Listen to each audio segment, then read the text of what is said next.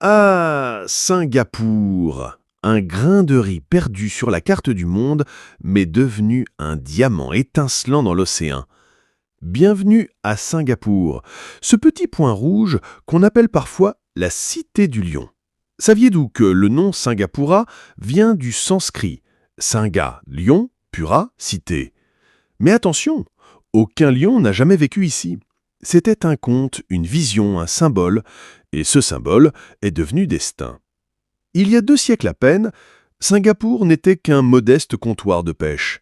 Mais en 1819, Sir Stamford Raffles, un Britannique visionnaire, en fit un port stratégique.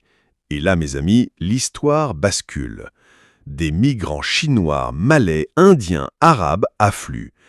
Un mélange explosif qui donnera naissance à une nation hors du commun.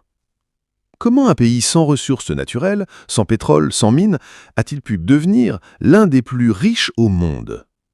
Réponse: discipline, vision, travail acharné.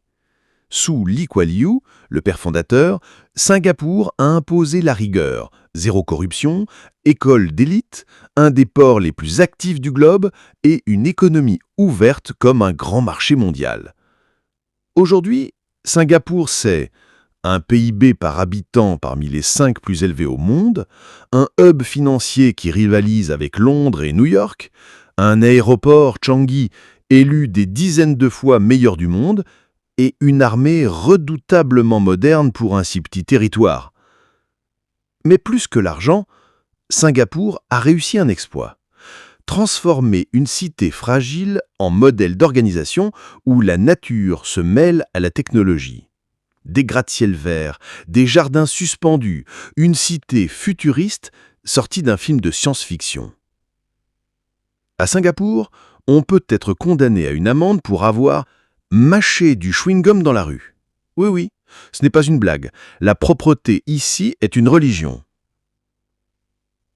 Singapour nous apprend une chose: la taille n'a jamais été un obstacle quand l'ambition est gigantesque. De la boue d'un petit port de pêche est née une métropole mondiale. Une ville, un pays, une histoire. Et vous, dites-moi en commentaire, après Singapour, sur quelle autre ville du monde veut-on voyager ensemble ?